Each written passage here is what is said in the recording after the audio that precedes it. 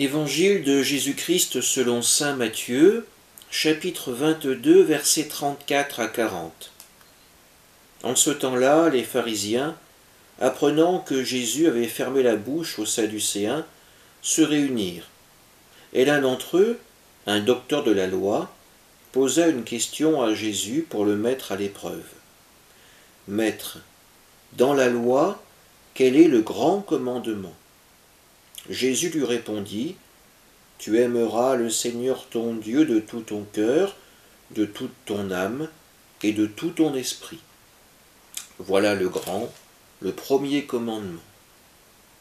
Et le second lui est semblable, tu aimeras ton prochain comme toi-même. De ces deux commandements dépend toute la loi ainsi que les prophètes. » Acclamons la parole de Dieu. Suite à la débâcle des Sadducéens, c'est les pharisiens qui montent à présent au créneau. C'est une question à la fois courante et en même temps délicate qu'ils posent à Jésus. Que celui-ci leur donne le plus grand des commandements de Dieu. Jésus leur répondra en citant le commandement de l'amour de Dieu.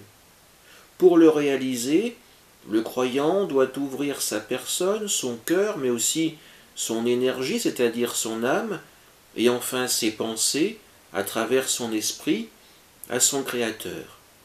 Tout cela, le juif pieux le fait à travers la prière du Shema Israël, qui signifie « Écoute Israël ».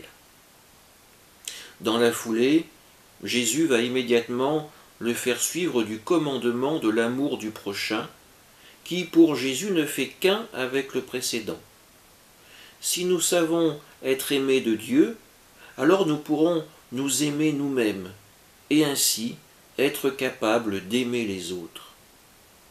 Le véritable amour dont nous parle Jésus n'est pas celui que nous pourrions retrouver dans un conte sentimental. L'amour dont il nous parle va bien au-delà. Il s'agit de donner à l'autre de véritables droits sur soi-même et agir de manière concrète. Rabâcher que l'on aime ne sert à rien si les actes ne suivent pas. Jésus sur la croix ne fait pas semblant de nous aimer. Il se donne pour nous par amour. Alors posons-nous la question. Sommes-nous capables d'aimer? Ressentons-nous l'amour de Dieu pour nous, en nous?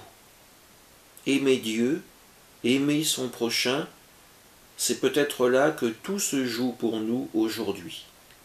Nous sommes dans un monde de science, de droit, dans un monde où le paraître vaut plus que tout. Mais dans ce monde, savons-nous encore vraiment aimer?